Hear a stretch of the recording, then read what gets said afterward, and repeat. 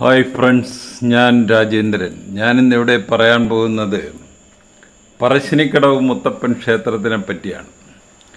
ഈ മുത്തപ്പനെ ആരാധിക്കുന്ന ക്ഷേത്രങ്ങൾക്കെല്ലാം മടപ്പുര എന്നാണ് പറയുന്നത്. ഇത് വടക്കൻ കേരളത്തിൽ കണ്ണൂർ ഡിസ്ട്രിക്റ്റിലെ ഒരു അതിപുരാതനമായ ക്ഷേത്രമാണ്. ഇത് സ്ഥിതി ചെയ്യുന്നത് വളപട്ടണം നദിയുടെ തീരത്താണ് ഇത് സ്ഥിതി ചെയ്യുന്നത്. ഇവിടുത്തെ പ്രധാന പ്രതിഷ്ഠ മുത്തപ്പനാണ്. മുത്തപ്പൻ കുടുംബത്തിൽപ്പെട്ടവരാണ് ഇവിടുത്തെ പൂജാകാര്യങ്ങളൊക്കെ കൈകാര്യം ചെയ്യുന്നത്. മുത്തപ്പൻ കള്ളും ചുട്ട മത്സ്യവും മാംസവും കഴിക്കും എന്ന് ഇവർ വിശ്വസിക്കുന്നു. അതുകൊണ്ട് അവിടുത്തെ നിവേദ്യത്തിൽ ഇതും ഉൾപ്പെടുത്തിയിട്ടുണ്ട്. മുത്തപ്പൻ്റെ കയ്യിൽ എപ്പോഴും ഒരു അമ്പും മില്ലും ഉണ്ടായിരിക്കും. അതുപോലെ തന്നെ സന്തത സഹചാരിയായിട്ട് ഒരു പട്ടിയും. പറശ്ശിനിക്കടവ് മുത്തപ്പൻ മടപ്പുരയിലേക്കുള്ള കണ്ണൂർ റെയിൽവേ സ്റ്റേഷനാണ് അതിൻ്റെ ഏറ്റവും അടുത്ത റെയിൽവേ സ്റ്റേഷൻ. അത് ഏകദേശം 16 കിലോമീറ്റർ ഡിസ്റ്റൻസ് ഉണ്ട്. അതുപോലെ തന്നെ അടുത്തുള്ള ഏറ്റവും വലിയ bus stand Kannur bus stand. Kannur bus സ്റ്റാൻഡിൽ നിന്ന് എപ്പോഴും ബസ്സുകൾ മടപ്പുരയിലേക്ക് ഉണ്ട്. അതുപോലെ തന്നെ അടുത്തുള്ള എയറോഡ്രോം കരിപ്പൂർ എയറോഡ്രോമാണ്. അപ്പോൾ നമ്മൾ കണ്ണൂർ കാസർഗോഡ് ഹൈവേയിൽ പോകുമ്പോൾ ധർമ്മശാല എന്ന് പറയുന്ന ഒരു സ്ഥലമുണ്ട്.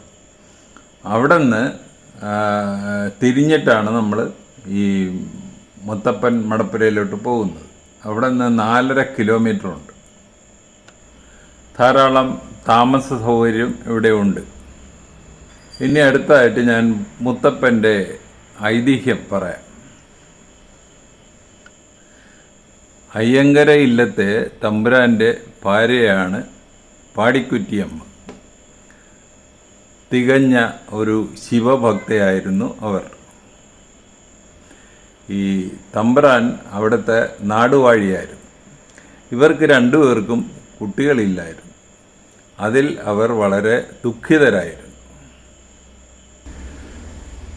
അങ്ങനെയിരിക്കെ ഒരു ദിവസം പാടിക്കുറ്റിയമ്മയുടെ സ്വപ്നത്തിൽ പരമശിവൻ പ്രത്യക്ഷപ്പെടുന്നു.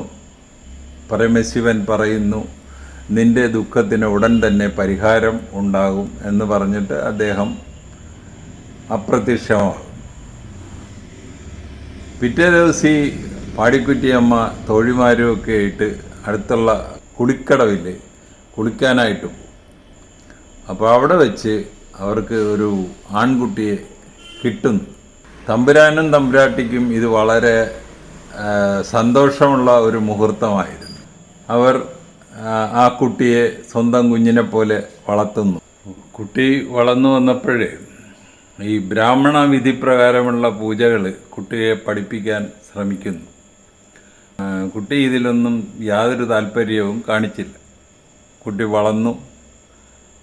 അദ്ദേഹം മറ്റ് ജാതിക്കാരായ സമപ്രായക്കാരോട് ചങ്ങാത്തം കൂടുകയും അവരോടുകൂടി കറങ്ങി നടക്കുകയും മദ്യവും ചുട്ട മീനും മാംസവും ഒക്കെ കഴിക്കാനും ഒക്കെ തുടങ്ങും.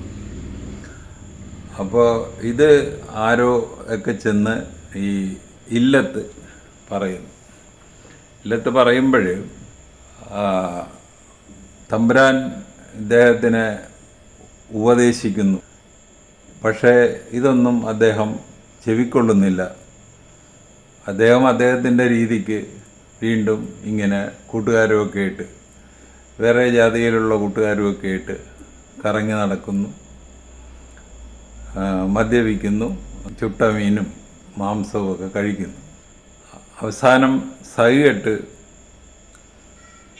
തമ്പുരാൻ ആത്മഹത്യ ചെയ്യും എന്ന് പറയുന്നു.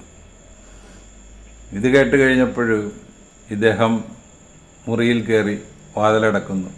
പാടിക്കുറ്റിയമ്മ കുറേ നേരം കഴിഞ്ഞിട്ടും വാതിൽ തുറക്കാഞ്ഞതുകൊണ്ട് വാതിൽ മുട്ടി വിളിക്കുന്നു. വാതിൽ തുറക്കുന്നില്ല. അവസാനം തമ്പുരാൻ ചെന്ന് വാതിലിൽ മുട്ടി വിളിക്കുന്നു. കുറേ നേരം കഴിഞ്ഞപ്പോൾ വാതിൽ തുറക്കപ്പെടും. കുറേ കഴിഞ്ഞ് വാതിൽ തുറക്കപ്പെടുന്നു. അവിടെ അവർക്കൊരു ദിവ്യരൂപം എന്ന് പറഞ്ഞാൽ അമ്പും മില്ലും കയ്യിലേന്തി ജ്വലിക്കുന്ന കണ്ണുകളായിട്ട് നീണ്ട താടിയൊക്കെ ആയിട്ട് ഒരു ദിവ്യരൂപം ഈ പാടിക്കുറ്റി അമ്മയും തമ്പ്രാനും കാണുന്നു. അവർ സാഷ്ടാംഗം നമസ്കരിക്കുന്നു. അപ്പോൾ മുത്തപ്പൻ തൻ്റെ അവതാര ഉദ്ദേശം ഈ അച്ഛനും വളർത്തച്ഛനും വളർത്തമ്മയോടും തുറന്നു പറയുന്നു. ഞാൻ പാവങ്ങളുടെ സംരക്ഷകനായിട്ടും പാവങ്ങൾക്ക് വേണ്ടി ജീവിക്കാനുമായിട്ട് ജന്മം കൊണ്ട ഒരാളാണ്. എന്നെ ദയവ് ചെയ്ത് എൻ്റെ വഴിക്ക് വിടണം എന്ന് അപേക്ഷിക്കുന്നു. അപ്പോൾ ഈ പോറ്റമ്മയ്ക്കും പോറ്റച്ഛനും കാര്യം പിടികിട്ടി ഇതൊരു സാധാരണ ജന്മമല്ല, ദൈവത്തിൻ്റെ ഒരു അവതാരമാണ് എന്ന് മനസ്സിലാകുന്നു. പാടിക്കുറ്റിയമ്മ അദ്ദേഹത്തിനോട് പറയുന്നു, ഈ കണ്ണുകളുടെ തീഷ്ണത കാരണം എനിക്ക് മുഖത്തോട്ട് നോക്കാൻ പറ്റുന്നില്ല, അതുകൊണ്ട് പൊയ്ക്കണ്ണുകൾ അണിയണം, എന്നാലേ എനിക്ക് മുഖത്തോട്ട് നോക്കി എന്തെങ്കിലും പറയാൻ പറ്റത്തുള്ളൂ എന്ന് പറയുന്നു. അങ്ങനെ അദ്ദേഹം പൊയ്ക്കണ്ണുകൾ ധരിക്കുന്നു. അതിനുശേഷം അവരെ രണ്ടുപേരെയും അനുഗ്രഹിച്ചിട്ട് അദ്ദേഹം കാട്ടിലേക്ക് പോകുന്നു. അമ്പും വില്ലുമായിട്ട് കാട്ടിലേക്ക് പോകുന്നു.